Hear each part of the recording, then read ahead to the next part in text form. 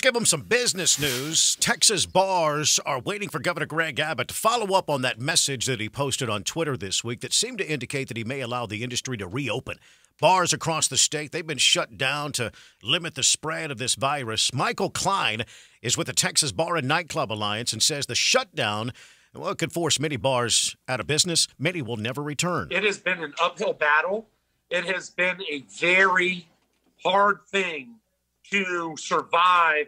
Now 3 shutdowns and now 3 reopenings. A cryptic tweet from Governor Greg Abbott hinted at further reopenings across the state with a Twitter hashtag cheers and pictures of beer glasses. Jared Pena, who runs several bars, says opening at any capacity would be a big deal. All I want to hear is that everyone's going to be able to open at this point, the bars and whatnot, as long as they follow the mandates. The governor previously opened restaurants to 75% capacity. Pena says that would work for bars, too, and bar owners would welcome mask requirements and social distancing. We've asked Governor Abbott from the beginning, work with us and let's find out ways to support our businesses instead of using, the last-ditch effort of keeping everybody closed and ruining people's lives that way. Michael Board, TSN News. Yeah, that's kind of been a roller coaster for those folks, those business owners. Open a little, shut down again, open a little, shut down again. You could, if you get a food trailer, you can make a little bit of money. Maybe. What total chaos. Yeah. It's already hard for that business as it is. Oh, I'm sure that we're going to see some people just get out of that business altogether. Well, yeah, we've seen reports of that about 60% of them will never come back. Yeah, exactly. Which is understandable if you think about it. Let's say you're 55 years old and you spent 30 years developing this business and now you're shut down. You might think, you know what? I'm just going to move on and do something else. Exactly. At that age. I don't want to go through this again ever. Yeah, just don't want to mess with it anymore. I don't know. Tests have shown that if you have a business and it's closed, it tends not to make money. Yeah. That's just me. Listen, IKEA is looking to make things a little bit sturdier, I guess. Well, anyone who doubts shoppers' willingness to visit stores in person, you should drop by your local IKEA on a Saturday. The lines around the building.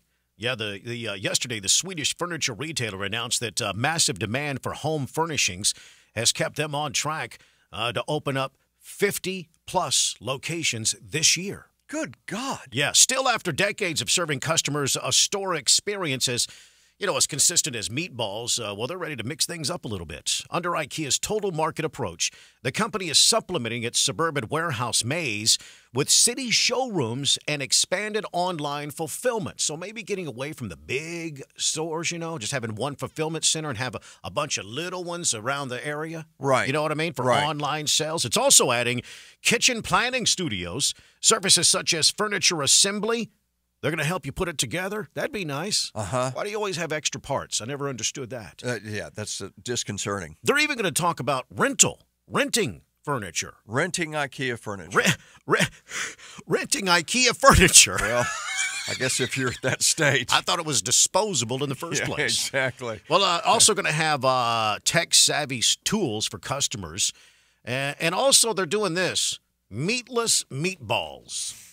First of all, you can't call it a meatball if it's meatless. No, you cannot. You can't use the word meat. It's Is it just balls? Or just balls. Meatless balls. Just IKEA balls.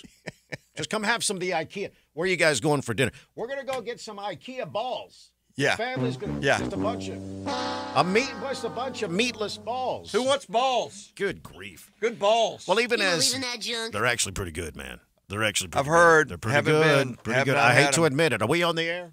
Are we on the air How does right it now? work? So you shop, you grab a meatball, you go shop a little more, grab it. Do they have these at various parts around the store? No. You got to go through the restaurant area. You got to want it? Yeah. Okay. Which I think the restaurant is only open to employees right now because they don't want people sitting in there, obviously, because of this pandemic. Don't tease me then. Well, even as online sales surged 45% for the fiscal year ending in August, that's amazing, isn't it? Think about that. Yep. Store closures this spring did hurt IKEA's total revenue. They did have to shut down early in the springtime for the pandemic, but the company still managed to welcome 825 million visitors. Yeah. Consumers have flocked back, for a variety of things, since the lockdowns were lifted. Yeah, the outlook hasn't been good for IKEA since Netflix dropped, Netflix had a couple of shows that were highlighting IKEA furniture, and they're not doing that now. Apparently, that helped with some of their sales. Yeah. But they're making a big push for online at this point. Well, obviously, a lot of people being home, they started looking around the house a lot more and realized that, you know what, we need a new couch. We need a new this. The shutdown has been great for that. Not only furniture, anything for the house, remodeling, redecorating. I have a brother-in-law who has a remodeling and painting business. He is absolutely just covered up. Yeah. And that's the case for a lot of people in that industry right now. Lost a friend in IKEA. Did you really? Lost a friend in IKEA. Haven't got separated in the couch department. He's in there somewhere. Wow. He's in there somewhere. Just lost. Just lost in that maze at IKEA. At least we know there's food. The Todd and Don Show.